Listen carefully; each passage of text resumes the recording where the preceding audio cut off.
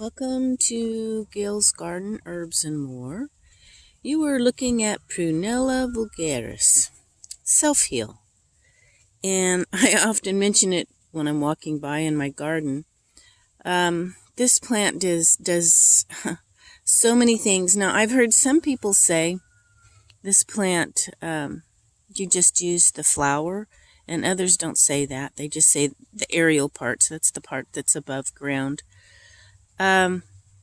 This plant you probably have and don't even know it. I captured it and put it in a grow bag a couple years ago, and I need to dig part of it out. Put some more fresh dirt in there. Although it's a weed, it grows everywhere. It's very hardy. A lot of times I've forgotten to water it, even in our extreme heat, and it gets kind of yellowed leafed and stuff, but it just comes right back when you water it. This is probably the most hardy plant I have in all of my yard. And a lot of you have it in your yards and don't even know it. It'll grow wild in your grass. Sometimes somebody has a problem, and someone that knows herbs or knows at least this herb can go out in their yard and look around and find it.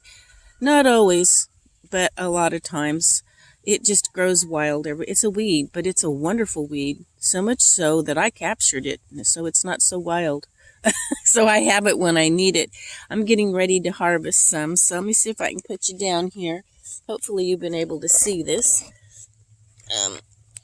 Adjust the camera a little. If I can get this tripod to stand, the ground has to be really even for it to stand. Okay. It almost looks like maybe it's too close. Maybe I need to get back a little bit there. Come up a little bit. Okay. It's in the Laminaceae family. It's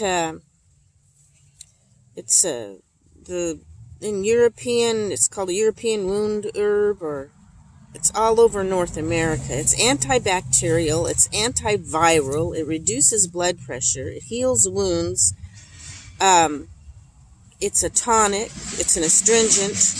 The spikes on it, this part, even the dried spikes they say you can use. It's a liver stimulant. You want to infuse 1 cup boiling water onto 1 to 2 teaspoons of dried herb, and you infuse it for about 10 minutes. You drink it 3 times a day, and you can use it as a gargle or make it and use it as a lotion because it's really good for the skin. It's a slightly bitter plant.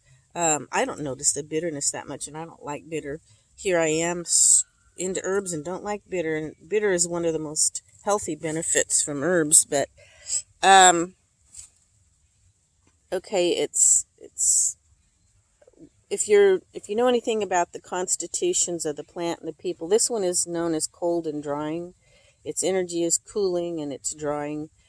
The leaves and the shoots stop bleeding wounds. You apply in a fresh poultice or compress. You can also take a tincture, 1 to 2 milliliters if you're bleeding inside. It soothes sore throats.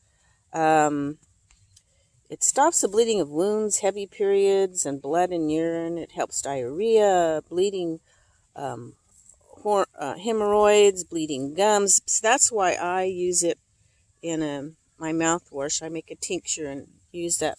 One of the many things I put in my mouthwash. It fights inflammation in the sore throat. It helps the sluggish liver. Helps people with herpes, supposedly HSV 1 and 2. Helps close the lips on a fresh wound. They used to use this in history before the time of stitches. Prunella vulgaris, or self-heal as the common name we call it, is just a wonderful, wonderful herb. And I forgot my basket. So I'm just going to fold up my shirt. I'll have to end up leaving the camera out here. And I'm going to pick a bunch of these flowers and some leaves.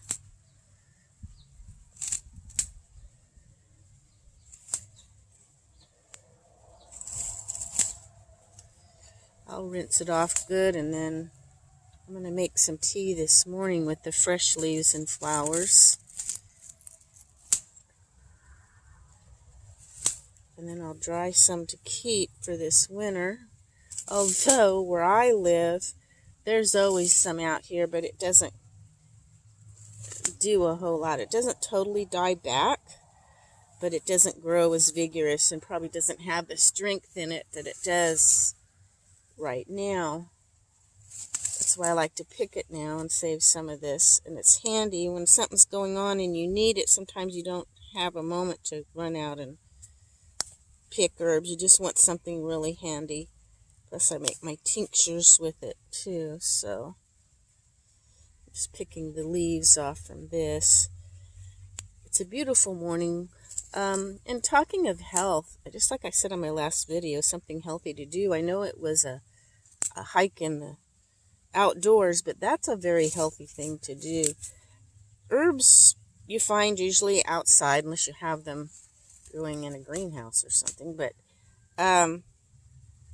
and outside is a healthy place to be, especially movement outside, like walking. If you can't run, then walk. As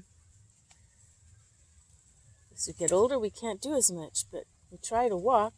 If you can't walk, at least try to get outside.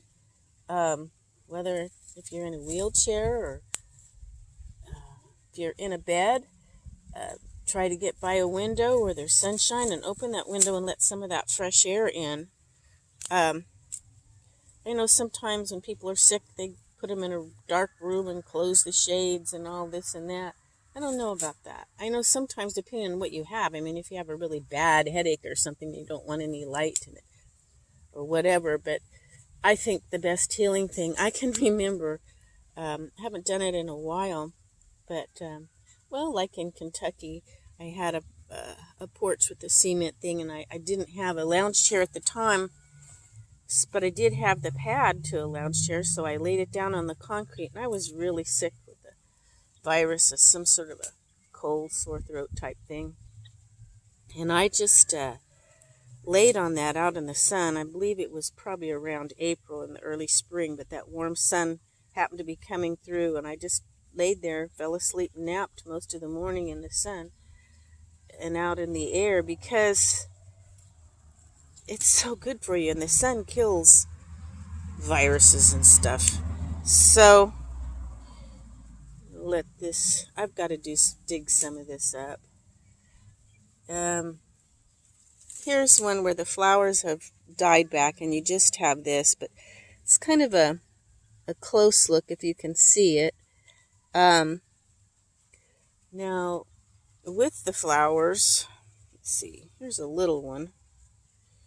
The spires usually go up a little bigger, but I kind of neglected this and didn't water it for a while, and so my spires are kind of small.